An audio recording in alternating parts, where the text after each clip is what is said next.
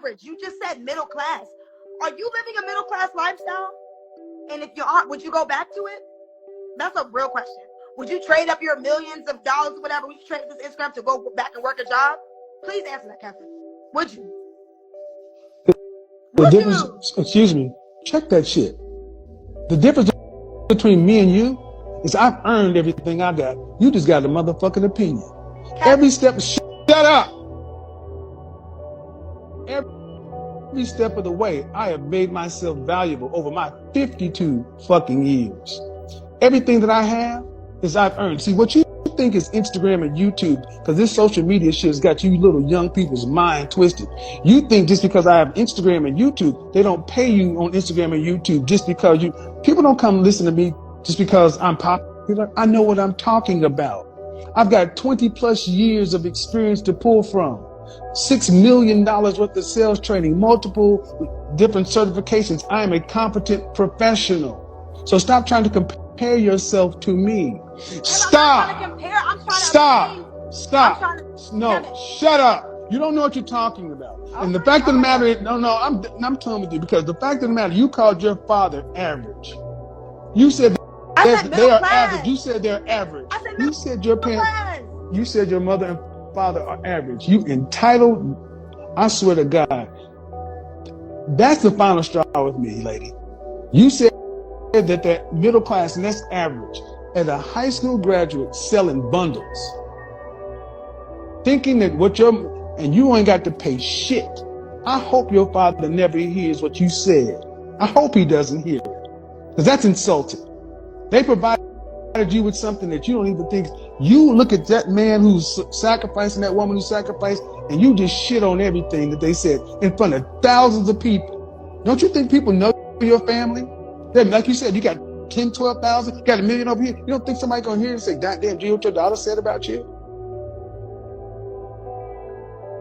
Can I say something? Bye. I want someone that's going to be fun, that's not intimidated by who and what I am, that likes to travel, going to let me go shop. They're upset, they're mad, and they will be loath to admit it, that they know in their heart of hearts they've missed their shot. And you can't turn the clock back. And this doesn't give me any particular pleasure to say it. The fact that most will die alone is maddening to these women, and they're going to make black men feel their pain. Why? Well, especially if you're a woman like that, where you've accomplished something. You're not working retail somewhere. You're not working as an accountant somewhere. You actually have had a career. She looks at her non-black counterparts, and they were able to parlay that career into access an opportunity with other men and to lock down a man and produce a family. You can look at the women who are the most angry, or the most bitter sounding, and ask them, what have they done with the education, income, and access that they have? They always want to throw it up in your face, what they got. Okay, but what have you done with it? A hypocrite, in my honest opinion. He really was. I didn't find anything about him to be healing. He insulted African-American women on a consistent basis. One of his last statements that he said was that if you're over 38 and you haven't married or something like that, that you're no good and disposable. To me, he was a shock jock. And, I hope this is teaching folks a lesson about the karma that you put out, the negativity that you put out in the world, that when karma comes knocking at your door, she might not be so kind. So, the fact that he killed over real quick.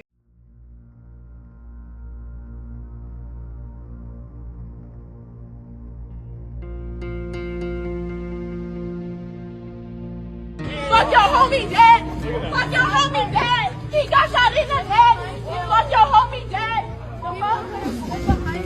Yeah, fuck your homie dead. Evil is real, people, and it kind of looks like that. Evil. Evil. Murder is bad. She is evil. Have not said. Why are you being so hateful? Why are you so hateful? Why are you so hateful?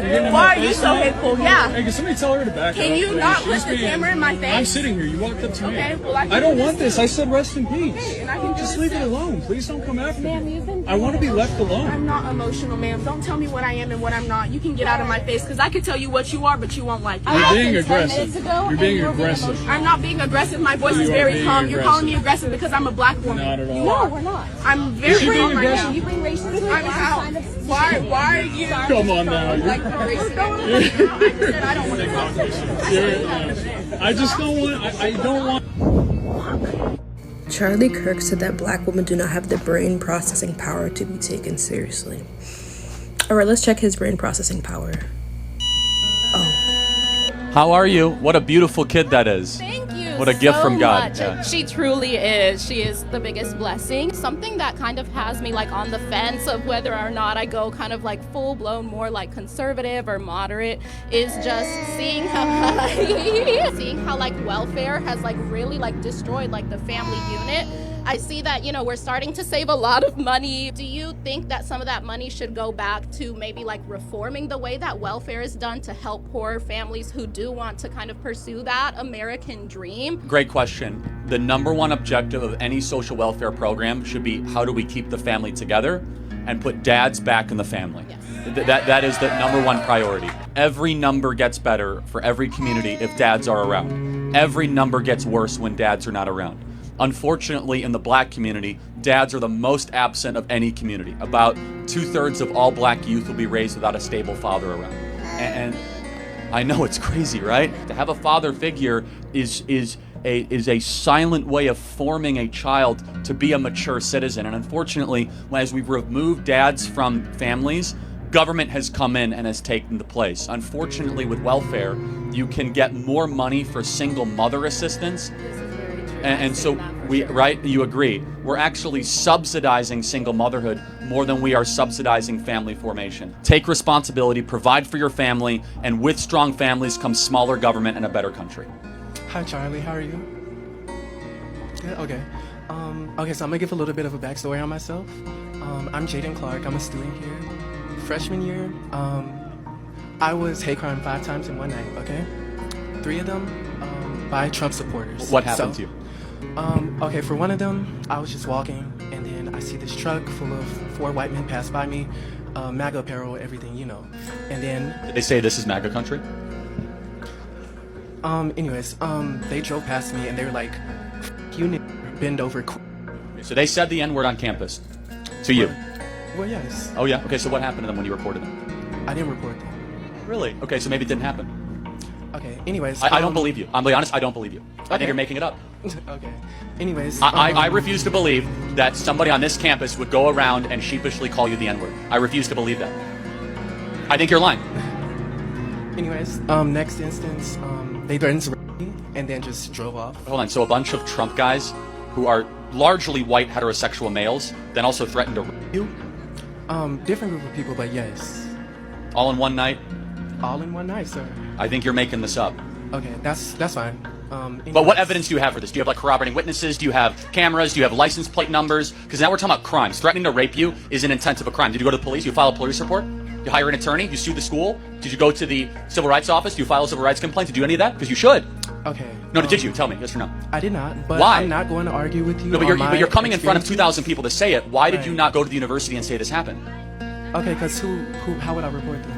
Anyway, there's hotlines all over this campus. You guys have nothing but like, if something happens to you, I think you're making this up. I think you're doing this to try to make a point.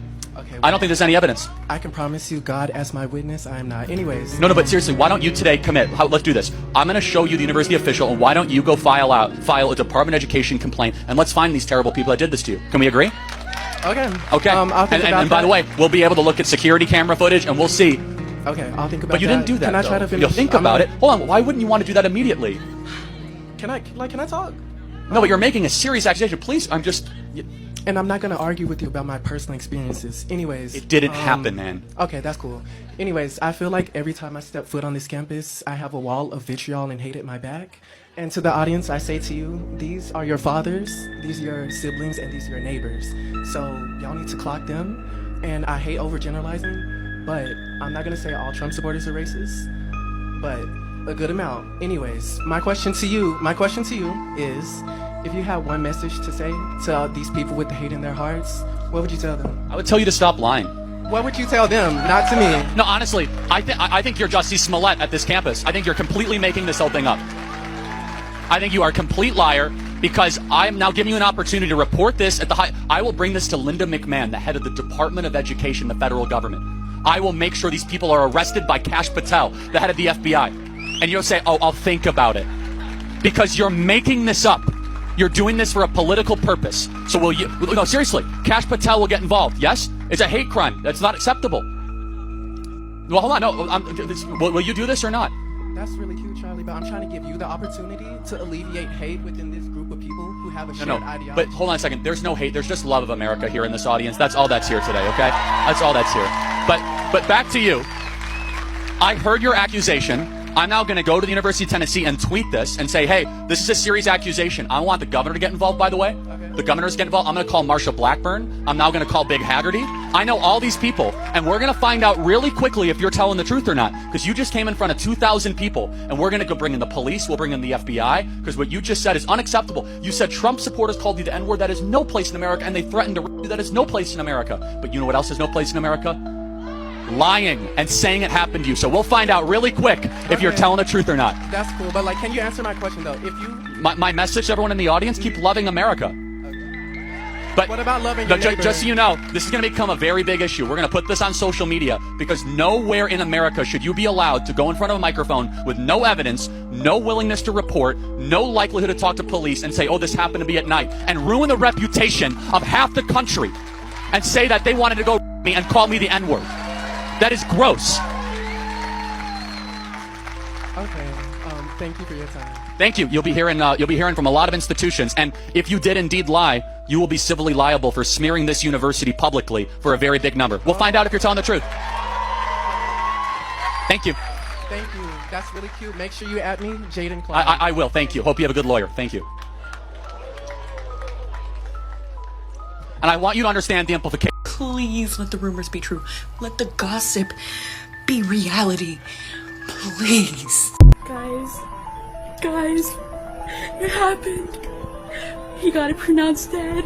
Oh my god, this is literally like, I swear to God, the equivalent of like the big beautiful obituary. Like, we're so close. We're this fucking close. I swear we're this close. That is for sure. I am definitely popping a bottle tonight. I can't believe this. Whoever did it, I just want to say thank you so much. Whoever did it, they finally did it for the sake of humanity. Thank you so fucking much. Thank you. Holy fucking shit, he's dead? Fucking shit. Ding dong, the witch is dead. To everyone saying that it was such a senseless, violent act, I want you to remind yourself that it was God's plan. I mean, really, it was actually his fault because, like, he should have been wearing, like, a bulletproof neck brace or something. Like, I cannot believe he walked out the house without it. I mean, really, you have to be aware of what you're wearing in public so that, like, people don't target you. And you don't become a victim. So I guess this is just another example of God's plan in action. It was not a senseless act of violence. This was God's plan. Happy?